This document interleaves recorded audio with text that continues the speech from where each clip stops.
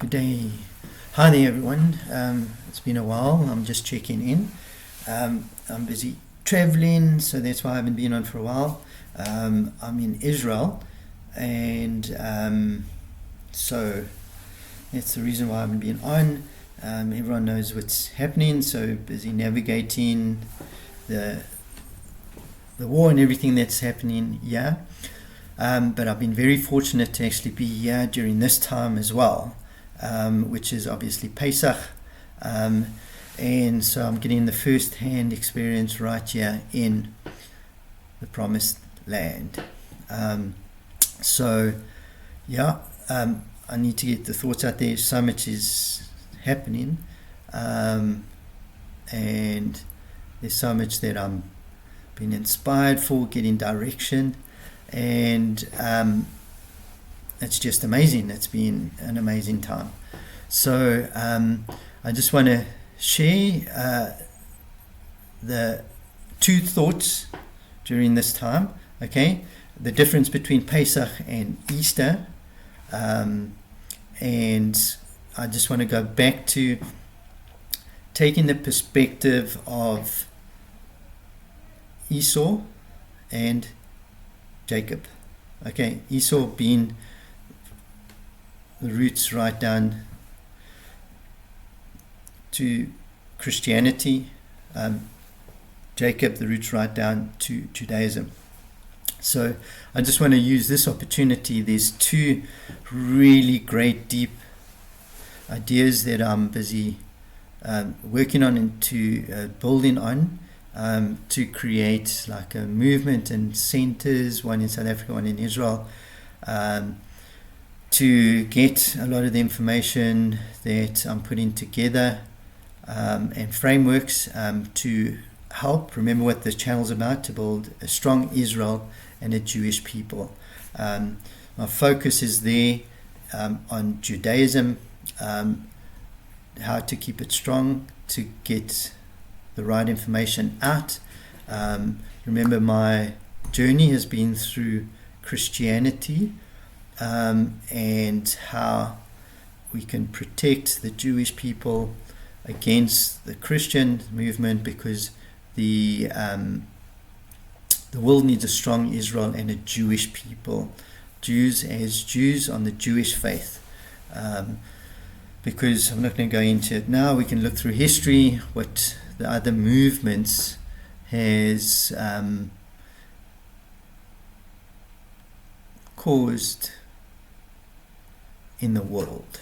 Okay, so the two ideas is really great. The first one is going to be Judaism through and looking at through the lens of Asaph, Esau, Yaakov, Jacob, and Ishmael. All right. So with that, you can go deep into explanations on that, studies onto that, and how the movements or the religions were built on that, and what it actually means for now, today, and for the future generations or the future of the Jewish people. Because once you get the understanding of Judaism, going right back to those characters, then it gives a lot more context. Okay, and then the second part is what is thinking. Okay, there's a whole concept, and I've been inspired by a few people, and one in particular, and credits will go to all of those that obviously make this happen. Because being here, it's been planting seeds. I've been inspired. I've been getting direction. So the hope is that with God's help, we'll all see this materialize, God willing, because there's so much opportunity when you actually look out there. If you just get to the land of Israel, just by walking around and seeing the buildings, seeing the people, seeing things that are around, it tells the story. You can actually see the things actually coming to life, to be able to get better understandings and context to all of that, because there's so much that has happened over history and over time, where even certain things are being taken out of the mainstream thinking, being mainstream history, all of that type of stuff, which you can't actually do that when you actually get to the land of the Bible, okay? Because the buildings out there, that'll speak. The people out there, that'll speak. The cultures out there, that'll speak. The religions are out there, that'll speak. And all of that, so you can't quieten that because it's right there in front of you. And if you know how to read into that and get from it, you will be able to then come to the right realizations, in my opinion, because there can only be one truth. Okay, but I'm not going to go into it. So yeah, I'm really excited. I'll go into that a little bit later, but for this particular one, what I want to deal with, so it's the two concepts. Firstly, Pesach and Easter from Judaism and Christianity, and then right at the end I'm going to touch just on the Torah and actually what that means. So let's get right into it. So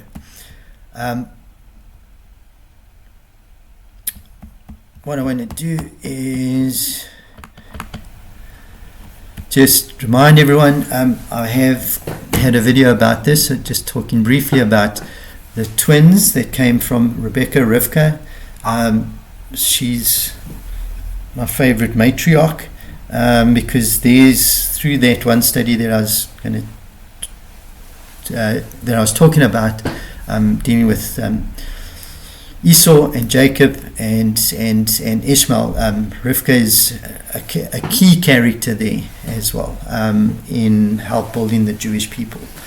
But from there, there's the two twins. I shouldn't say the two twins, because that's actually not right said. There's twins, because two twins, meaning that will be four. But I'm not going to get into that. I'm just saying, if there's twins are meaning two. So yeah. So the twins was Asaph and Jacob.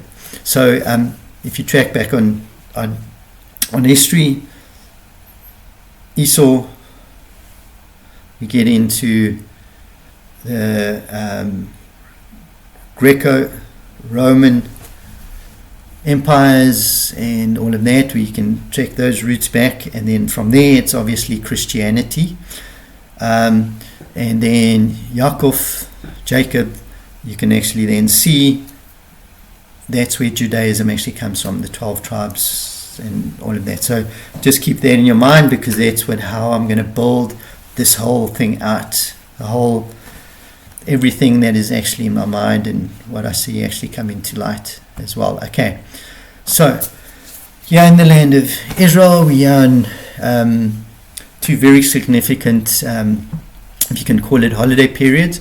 Okay, so if we deal with the first one, what is Pesach and what is Easter? Okay, Pesach under the Jewish tradition is the coming out of Egypt. It's when God had the 10 plagues to get Pharaoh and the Egyptians to release the Jews out of Egypt, and then they on their way to Mount Sinai. From Mount Sinai, 40 years, getting to the promised land, all of that. Okay, so that's what Pesach is now. For the Jewish tradition, it started,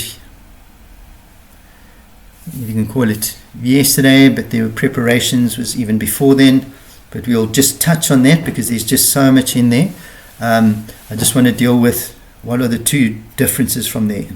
You'll see as we go along. Okay, so what is Pesach? So it's coming out of Egypt, and that's for the Jews. And then what is Easter? Easter for the Christians is the death and the resurrection of Jesus, their Messiah, the Christ. Okay, so just remember, I've dealt with it on this channel. What is Jesus? He's the human man-God sacrifice that is given for the sins of the world, and then from there he becomes the Messiah as well. So from he's first the sacrifice, the sin sacrifice for everything, and then he is the Messiah. He said to die, be resurrected, and then come back as the Messiah. But they've turned him as he's the promised Messiah. But he's going to come again as the Messiah because he is the Messiah, whatever. Okay, so those are the two differences. So what I want to deal with specifically is where in the New Testament did Jesus in any of his teachings even deal with Pesach? Okay, did he mention anything? Did he address it in any way? Okay. And what did God say about Pesach? Okay, so what I want to do is first let's go back to Pesach. Let's go back to, we all know the story that Moshe, he was called to go and get his people out of Egypt. He spent a lot of time in the back, in the wilderness. And then God called him through the burning bush, and then he said, okay, let's go to Egypt. When he goes to Egypt, he goes to Pharaoh and says, no, let my people go. And Pharaoh says, no, we're not going to let you go. Then Moshe and Aaron joins him, his brother, whatever. Then there's 10 plagues that are mentioned, okay? And the last one is the death of the firstborn, okay, which happens on, let's call it the Pesach night. Okay, so what does God say to the Jewish people through the Torah? So we're going to go directly to Exodus 12. So I'm just going to touch on it to actually saying, while we actually went through this, because through the Pesach, let's call it the celebration, there's a Haganah that is read, and then there's certain scriptures that are referenced. And as we were going through that, and I went through the Pasha as well, this jumped out to me and said, wait, okay, this is how we can correlate this to the Easter story, okay, and see how does Christianity deal with this one mention of what God tells the Jewish people to do. All right, so we're going to go back to Exodus 12. It says, what do they have to do on the evening? So just to give background context, it's the last plague where the firstborn is going to be taken. And Moses goes and tells Pharaoh about this, and he says, no, whatever. But there was a certain thing that the Jewish people had to do. All right.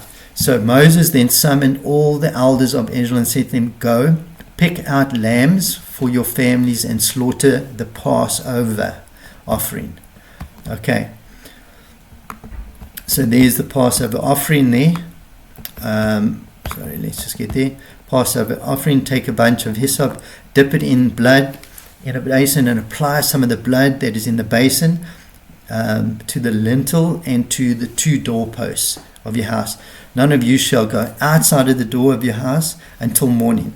For God, when going through to smite the Egyptians, will see the blood on the lintel and the 2 doorposts, and God will pass over and the door, and not let the destroyer enter and smite your home. Then it says, okay, this is what I want to highlight. It says, then you shall observe this as an institution for all time, for you and for your descendants.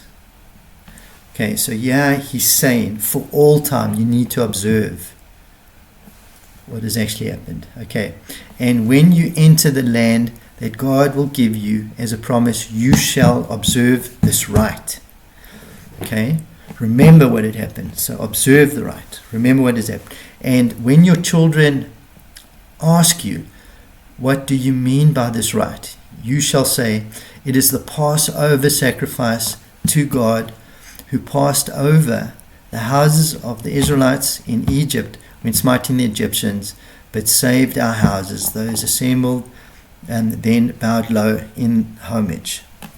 Okay, and the Israelites went and did so, just as God had commanded Moshe, Moses, and Aaron. So they did. Okay, so that's the whole thing of what I want to deal with, is that particular thing where God says you need to do this for all time, for all generations. And this is what they've been doing since they left Egypt. Okay, so where did Jesus deal with this, the Passover? Where did he deal with to say, okay, now I am going to be replacing the Passover, Pesach, so you don't actually have to do it anymore? Nowhere can you see that he's actually dealt with that. Okay, nowhere can it be seen, all right? But what does Christianity actually go and do? And this actually was only right in the beginning. They actually did practice the Passover as well, but then things started changing again. Just remember, I've also dealt with how Christianity even changed monotheism and the definition of what monotheism actually means, to incorporate one God with three personalities or three persons. So yeah, also Christianity, they practice Pesach before, and then they kind of like, no, okay, wait, we're not going to be practicing that anymore, but now it's just going to be Easter, and moved on to Easter. There's a whole bunch of, how it gets the name, or all of that, but my point is, they stop practicing Pesach, okay, because it's something that they needed to do. If God had said to the Jewish people, you need to practice this for all time, everything forever, for in the future you have to do it. But now in Christianity, that has been taken away. So what I want to deal with, because in Christianity what has actually happened is they've replaced the Passover lamb that was referenced in coming out of Egypt with Jesus as the sacrifice on the cross. Okay, so there's four elements that I want to deal with here. So the first element, there's a huge elephant in the room, which you'll actually see now. And I'm going to deal with that elephant with these four elements. Okay, firstly, it's the sacrifice. An unblemished yearling lamb. That's in the Old Testament or the Hebrew Bible, just remember. Okay, so what I want to deal with there, it's a sacrifice, it's slaughtered, it's cooked, and they have a meal on it. Okay, and the blood that was from there is taken and put on the doorpost, so that death will pass over and the firstborn is not taken. Okay, only the firstborn, not the whole family, only the firstborn. Okay, so that sacrifice is not the forgiveness of sin, it's only to pass over. Okay, and think about it this way. Remember, it's the 10th plague. They're speaking to Pharaoh and the Egyptians, and specifically Pharaoh, to let the people go so that they can go and worship it, to actually leave Egypt. Okay, so it's the plague of death of the firstborn for the Egyptians. Move over to the New Testament. They're now saying Jesus is the Lamb of God, which is sinless. Okay, because the unblemished lamb that needed to be slaughtered or used for the doorposts. Okay, they've made that correlation. But in the New Testament, this is the sinless lamb for the forgiveness of sin. Okay, for the whole world, basically. And so for anyone that wants to accept that, because Jesus, his blood, his sacrifice, and everything that was done is now for the sins of the world. But the only way to get to it is if you accept Jesus as that sacrifice. Okay, so the two things, it's different, because in the New Testament that lamb is for sin offering. In the Old Testament, or in the Hebrew Bible, it's to pass over to death to pass over only for the firstborn, okay? Because just remember what it is. It's to let the people go. So Pharaoh would let the people go, because what it actually tells us, that death entered into Egypt. There was crying in all the houses.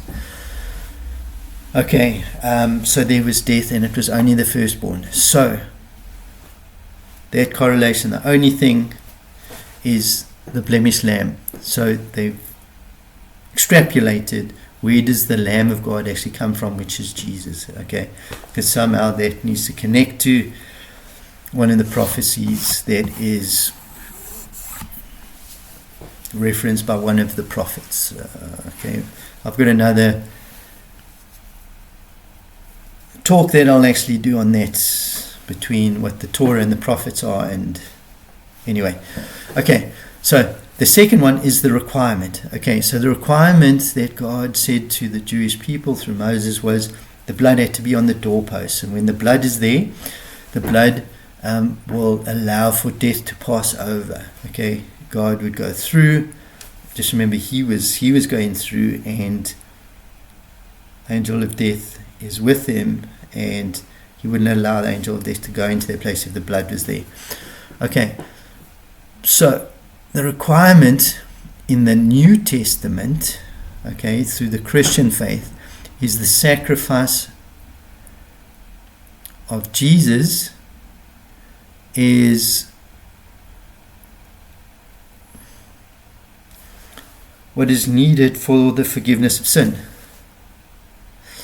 So they've correlated it where the sacrifice of Jesus is for the forgiveness of sin, but they needed something to reference in the Hebrew Bible to actually say, okay, wait, it was the Jewish people coming out of Egypt, out of slavery,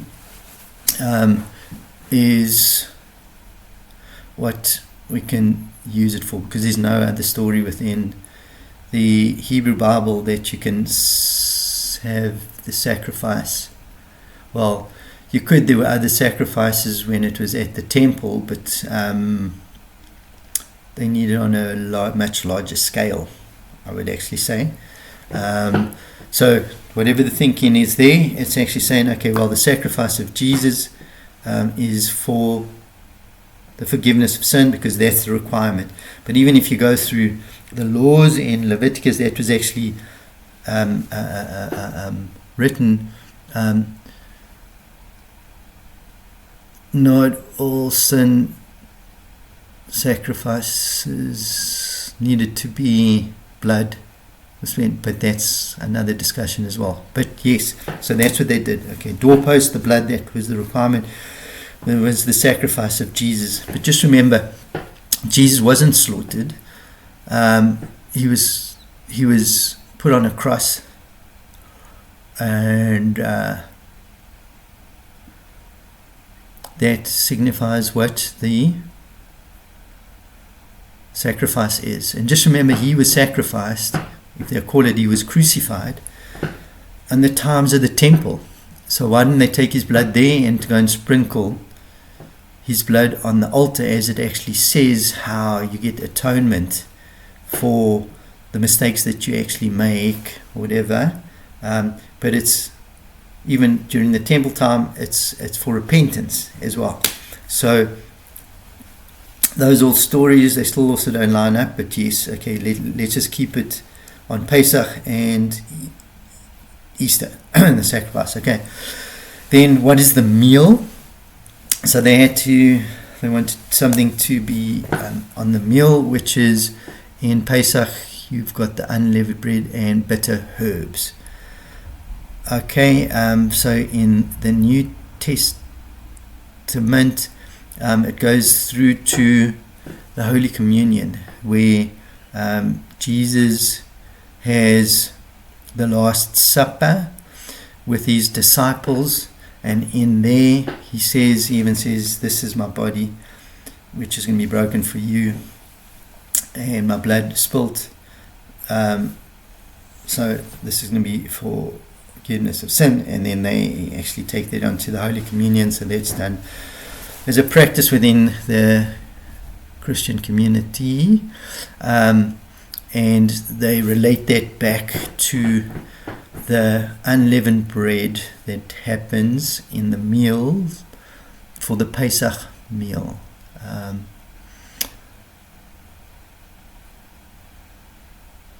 So, don't know how. Bread with unleavened, because even in the Pesach story, the unleavened side means he's got a different significance of why it's unleavened. Okay, I'm not going to go into it now, but it's linked deep within the person, the ego, all of that type of stuff. But if we focus on the Christian side, Christianity, it means that's the sacrifice of his body and blood for the forgiveness of sin. Or it's just his body. His body would be the bread then, because the blood is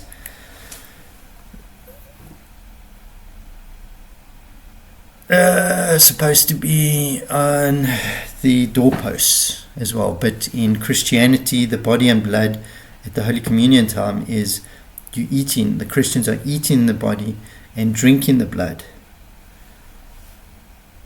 So that needs to signify the blood. You put it on your person so that death will pass over. And you eating his body as signifying the unleavened bread and bitterness. So, to me, if you know the Pesach story, it doesn't relate to the Christian story of what they're doing. They're only using the symbols. They're only gleaning the symbols, but they're changing the meaning of what it actually means inside of it. Because the Pesach dinner and everything that is actually happening is not for the forgiveness of sin.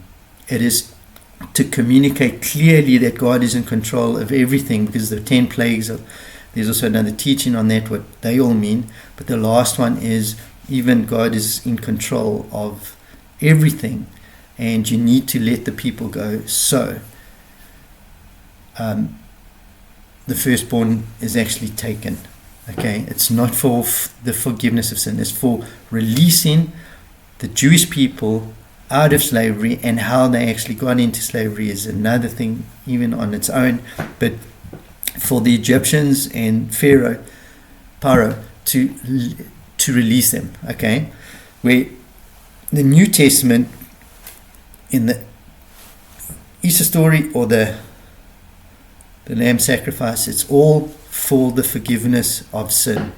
Something had to die, blood had to be spilt, and now the forgiveness of sin is inside of accepting all of that, and then you do your Holy Communion and you do all of that. So the two don't correlate if you're looking at a little bit deeper than just the symbolism things. Okay, so what did Pesach mean? I just want to then focus on that. So with all of that, food for thought. Just the two are totally different, and how Christianity actually made that to be a replacement of the Pesach story. How do you actually convince a Jewish person that knows the Torah to stop practicing it, when God said this is something that you have to practice for all time, for eternity, for all time? You need to practice it, because that's central to what Judaism is coming out of Egypt. It's central to that. You have to constantly remind it. It's said in the prayers on a daily basis as well. Remember Egypt, how you came out of, how God took you out of Egypt with a strong arm. All of that. So Christianity goes and says you need to replace it. So they had to pose Jesus as God, because now he just did away with that as well. So doesn't make sense. You can't make it make sense if you're going to keep the Jewish people around with the Jewish faith and Jewish traditions and that. You have to replace it. You have to make Christianity then above all, and Jesus above all. Okay. So, just remember, key Pesach is key to the Jewish story. It's one of the major things, and it's leading up to Mount Sinai. And that's going to lead me on to just my last point, what I want to deal with, okay, is going to Mount Sinai, okay.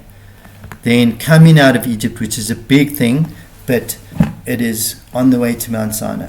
And remember, the focus for me is what actually happened at Mount Sinai as well. This is the start.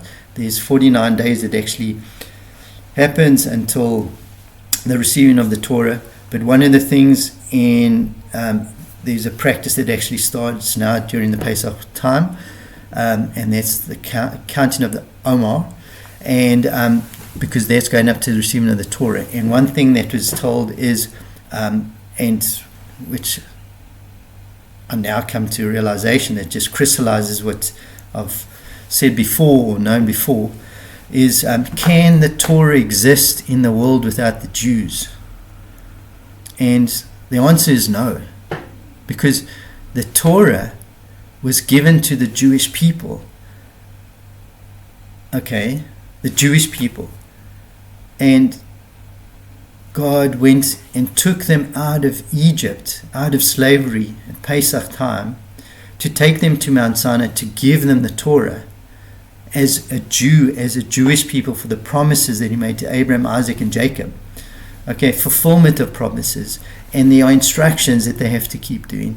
And if the world or any movement or any religion or any government or anything wants to take the Jewish people out of the world but keep the Torah, that you can't do, because you're going against God himself, because the Torah and the Jewish people are one, if you can think of it. So you need the Jewish people to have the Torah in the world. You can't have the Torah and get rid of the Jewish people. If you look at the history of Christianity, they conquered Jerusalem, they buried the temple, they took everything to Rome, and they wanted to change all the Jews to Christianity, but they wanted to keep the Torah, they wanted to keep the Hebrew Bible, but they changed it, and the understanding has changed. Islam, they also want to replace. Other movements, get rid of the Jews, but mainly if you look at those two religions, Islam and Christianity, is they want to keep the Torah, because what did Islam do? What did Muhammad do? Redefined in the Quran, but wanted to keep basic principles of the Torah, although he went and took out the 10 commandments, which is key to do not murder and steal and all of those things. You can redefine things as well. So you can't take the Jewish people out of the world but keep the Torah, because then you're going against what God is. So those are the things that I've got, food for thought, and keep safe, and we will catch you on the next one.